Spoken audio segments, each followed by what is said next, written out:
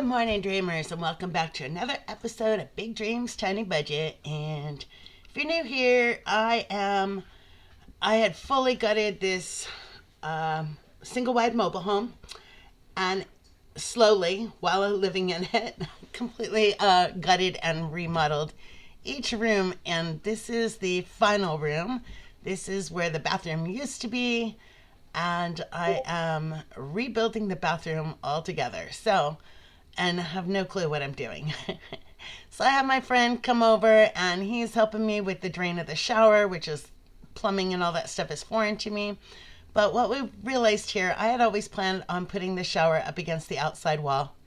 And just before we drilled into the floor, I realized we should go measure and make sure that there's nothing obstructing it. And we went outside, and sure enough, there's a metal beam right underneath where the center drain would have been. So, if I'd have bought a shower pan that was a right drain or a left drain, we could have got around it. But we couldn't, because there's a metal beam right there. So now what we're trying to do is figure out all the fittings and stuff and how I'm going to put the P-trap in. But this whole thing, I had to reconfigure the whole bathroom from what I had designed in my head. So glad I didn't run electric and all that stuff yet. And we figured that out ahead of time. This video is actually taken back in November. It was just before Thanksgiving, when I was really sick, or just after Thanksgiving, I think, when I was really sick. So I'm a little behind on videos and editing for you, but I will tell you, got a whole lot more done in this bathroom. You'll see more of that in the next week or two, but almost done. So make sure that you subscribe so that you can follow along. Good morning, dreamers. So I am back out working on the wall, or in the bathroom by myself today. My homework, before the other guy comes back to help me again, is to build the two walls on each side of this shower alcove. And I'm out of breath because all I've done is cut some sticks and brought them from the shop over here, and I'm already coughing and sneezing and hacking again. So I have a feeling that the two walls and whatever is about all I'm going to get done today. But I will put you guys on time lapse so you don't I was trying to get through this without coughing. I'll put you on time lapse so you don't have to hear me cough and sneeze and hack through this whole thing. But got to get it done because 33 degrees outside. There's no way I'm taking a shower outside. So I need to get an indoor shower. All right, hopefully I'll be back after I build these.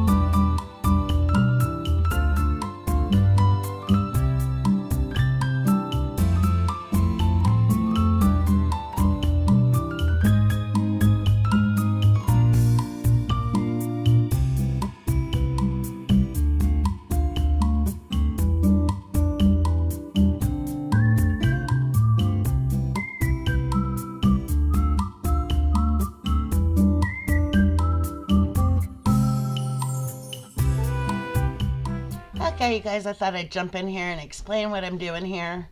I don't know what I'm doing here, but anyhow, I later on refer to this as an I-beam. It's not. It's more like a U-beam, but it's one flat 2x4 and then two studs on each side.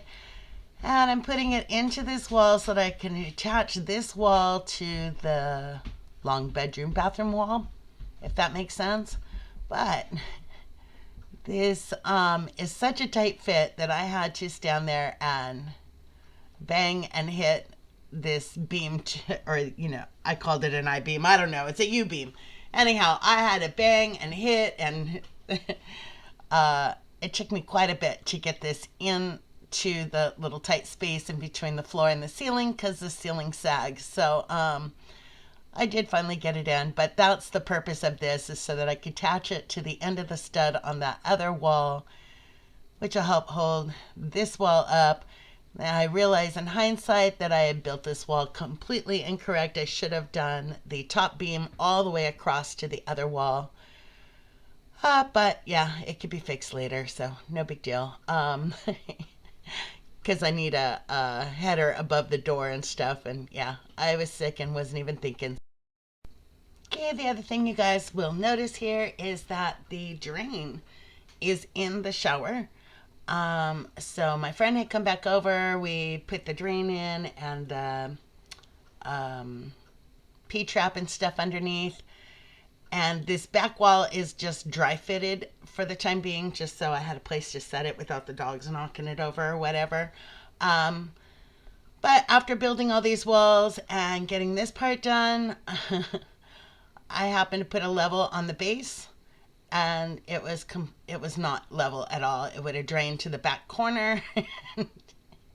So in the next video, you'll see where we took that out and corrected all that. But yeah, these walls are just kind of dry fitted in place to have a place to set them for now until all the plumbing and stuff gets done later. Right here I am building, or I'm adding another stud to the stud in the wall, like an L, putting it in sideways so that I have something to attach the new wall to, the little pony wall for that, where the shower head's going to go on this other little wall here that I'm building. So that's what I'm doing there. I learned so much about plumbing that I didn't ever want to know. And I want to forget as soon as possible. But yeah, plumbing is not my thing. Bathroom fixtures, kitchen sink fixtures, stuff like that, not my thing. I absolutely hate plumbing, and to date, it's all done now, but it wasn't done by me, thank God, because I would have been here another 2 or 3 months. So, yeah, sometimes you just got to realize that it's not your forte, and yeah, bring in the pros. Speaking of pros, so I'm going to send you guys over to our Serenity Homestead because Jan came over. She did all the plumbing in this bathroom for me. She knows. She's like a wealth of information, guys, and I am so grateful that she came over and helped me figure all this out. She did all the work. I just handed her screws and bits and bobs when she needed it. But so a huge thank you to Jan. But if you guys want to see the continuation of this plumbing and shower and drain and all that stuff going in, I want you to go over to our Serenity Homestead. I'll put a link in the description below. She'll have that video coming out soon. The next you'll see from me over here is the wiring. I think that's the next thing that I'll be doing on this bathroom.